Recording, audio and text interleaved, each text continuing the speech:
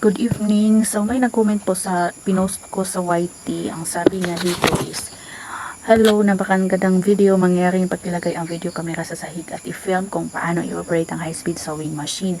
Then sa next post ko naman is nag-comment na naman siya na, hello, nice lady. Please kindly put the camera on the floor and film how to operate the high-speed sewing machine.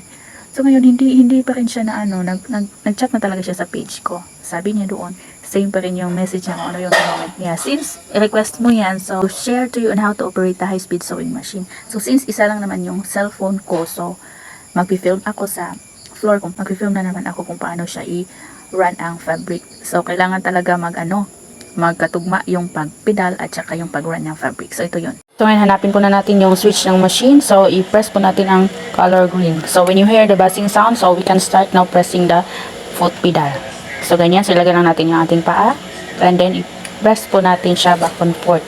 Kung paano siya mag-press, doon galing siya magtatakbo yung machine. Okay, sana nakita mo yung request mo. And then sa aking mga followers, kung may natutunan kayo sa aking video, thank you very much po. Bye!